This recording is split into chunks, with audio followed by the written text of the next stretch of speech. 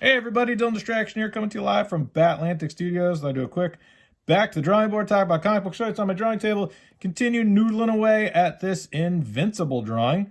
I'm a fan of Robert Kirkman's Invincible. Ryan Otley, I believe, is the artist. Definitely a fun series. It's amazing how much they accomplished. You know, if you think about that series started years ago, and they really ran with it. And you don't see that a lot anymore. You don't see these huge, long runs. Walking Dead was another one that had quite a substantial run, but yeah, it's really hats off to them for sticking with it. The benefit to having a nice long run like that is, the collected editions and trades and stuff, they'll be around forever. I think, once like Saga taking a hiatus, then coming back, it's tough to pick up that steam again. But if you can just keep going, I think that there's a lot to be learned with that. Just keep going. So, DylanDistraction.com, that's my YouTube channel. Make Comics Cool, that's my Patreon. And Dylan Andrews Art is my portfolio. So if you want to see any of my work or hire me to draw anything, commissions or artwork, let me know. Glad to do it. And if you want lessons, I'm going to be doing lessons at MakeComicsCool.com, my Patreon. I love teaching. And I love being able to kind of share any knowledge, and I think that it's a great opportunity now.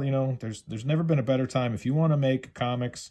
If you're unhappy with the state of the comic book world, if you think you can make stories better than what's being currently created, now's your chance. If you love manga, if you love sci-fi, if you love, I don't know, video games, anime, storyboarding. So many great ways you can use drawing and illustration. And if you love webtoons, if you love tapas, there's really, it's phenomenal opportunity right now to learn from people online. And if you want to learn from me, go to MakeComicsCool.com, and I'll do reviews and demos and one-on-one coaching. So I think it'll be really fun. So definitely reach out if you're interested in taking lessons from me at MakeComicsCool.com and sign up. Sign up right now and we can discuss the details. So drawing this hand, I'm going to have to work on this for a little bit. I want it to be like that.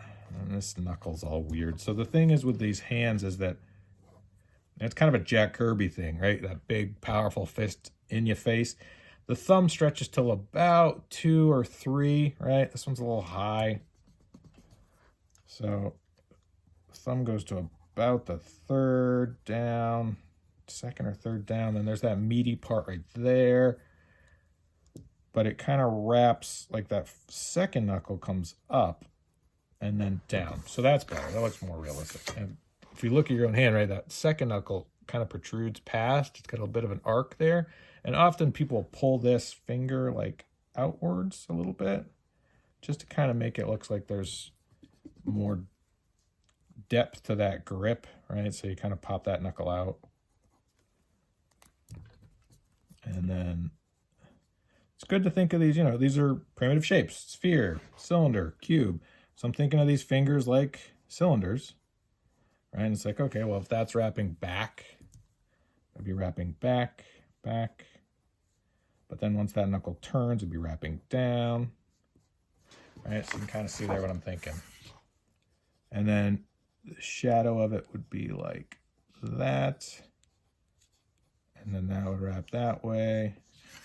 Right, so often what I'll do is I'll just lightly render in where the curve of it is, right?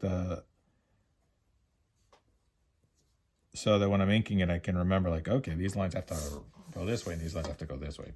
I'm pulling lines or I'm pushing lines towards in a way.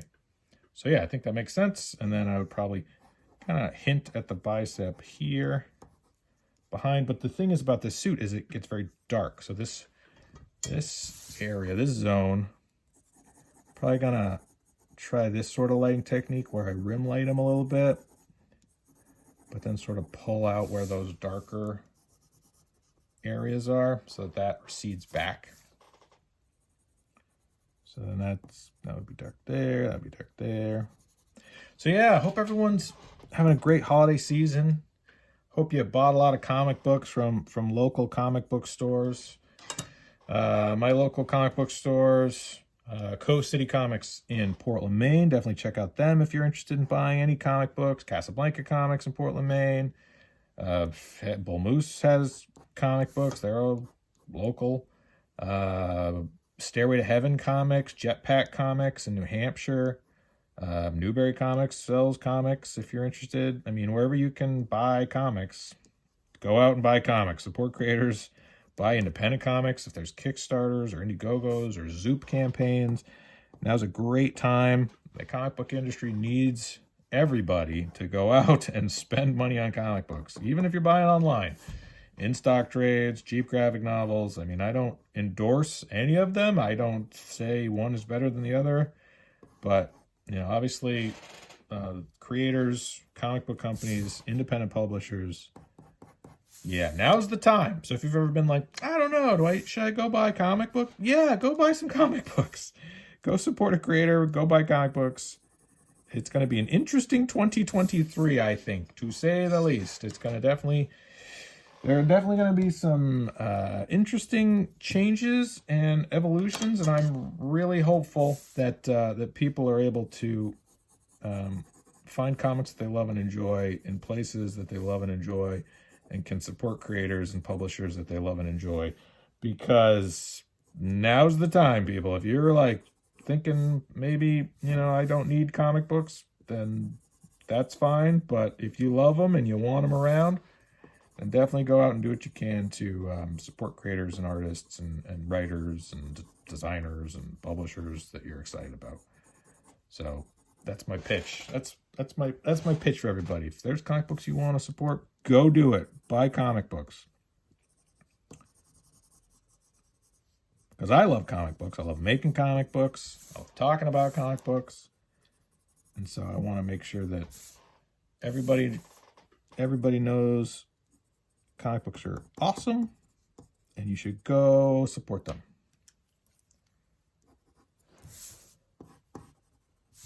However you can. And if you want to make your own comic books, well, you're in luck.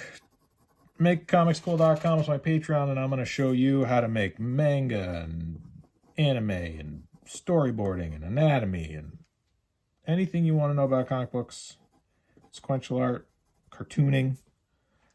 Really excited to be able to teach people what I know. So go right now to MakeComicsCool.com and sign up. All right, enough plugging that.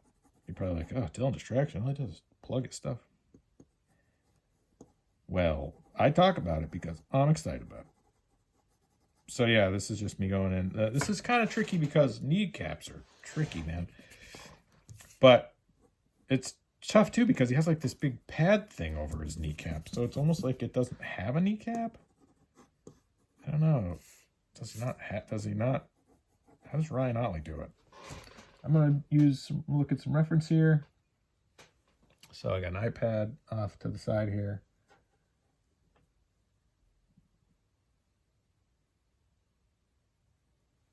I don't know how he draws it. I guess the cartoon really simplifies it. I don't know.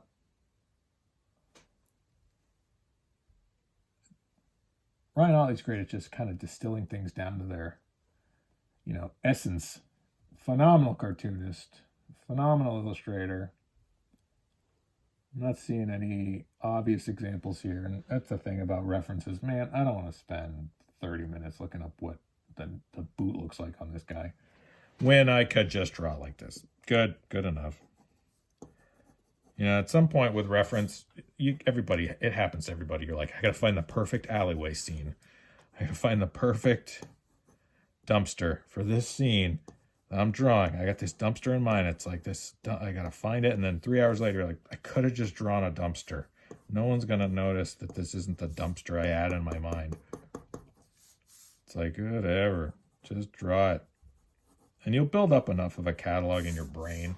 We're sure some things you'll have to look up, like what does a plane interior look like, or what does a lobby of a bank look like. But some stuff you'll just be like, I know, like I've drawn something similar, or I have a vague idea of how I want to handle it. And really with backgrounds and stuff like oftentimes you just have to allude to it. Like if you're drawing a library, you don't have to draw every book. You just kind of allude to what a stack of books looks like. And people are more than happy to fill in the gaps. The thing that looks weird is if you do render everything super complicated and you draw in every book and then it just it doesn't allow for the human brain to fill in the blanks, right? Which is why stuff like, Frank Miller's Sin City, this idea of a lot of silhouettes, a lot of white and black, right? Like a car tire, like you don't need to draw every spoke or every tread. Your mind fills in, like your mind will close those gaps. A reader's mind will close those gaps. So it's kind of a magic trick where you're able to kind of just show enough and allude to enough where they're able to, you want the reader to participate in the filling in of the content. And if you don't, like, if you do render everything, over-render everything, or over-explain everything, it's almost overwhelming. Like, you look at, like, Jeff Darrow's Hard Boiled, right? You're like, it's like a Where's Waldo? It's like you don't spend any time reading it because it's like so complicated. There's like things on things on things. You can just spend all day just like looking at little tiny details and you never flip the page and you get lost. You don't look at the story as much. So definitely a different technique. I'm more of the Frank Miller Sin City and less of the Jeff Darrow. But, Big Guy and Roast of the Boy Robot, awesome. What's that zombie ninja one he did? I mean, Jeff Darrow's a phenomenal artist. And I don't mean to say one's better than the other. I'm saying that there's different techniques and tricks and styles. And you have to find your technique and trick and style. What works for you? And for me, it's this sort of, I love Eric Larson, right? I love that loose gestural line that he's able to get. All right, so I got to make something look. So the thing is with Invincible, it doesn't have a lot of gear, and I love Rob Liefeld and his characters, and Rob had always said, like, the reason why X-Force is so popular is they all had like gadgets and gear, right? Cable's got big guns, and Deadpool's got swords, and Shatterstar's got swords. Domino's got guns, like sort of space age stuff. They all got something to hold and props. And Invincible got no props. He didn't even have web shooters. So his prop is being beat up, right? It's like, well, what distinguishes him from other characters? Oh, he gets the crap kicked out of him. That's his thing. That's his shtick. Okay, all right, cool. So that's why you see a lot of people draw him beat up. Because it's like, well, what else are you going to do? Just have him standing there? That's his shtick. His shtick is he gets beat up. All right, that's looking good. That's looking invincible-ish. So yeah, I'm going to keep rolling on this. DylanDistraction.com. Stick it to the thing. DylanDistraction.com. That's my YouTube channel. Make Comics Cool. That's my Patreon. Doing lessons tiers. If you want to take lessons from me, let me know. Shoot me a message. DM me. Just sign up at MakeComicsCool.com and we'll figure it out. It'll be a lot of fun. Dylan Andrews Art if you want to see more examples of my work. And all right. Bye.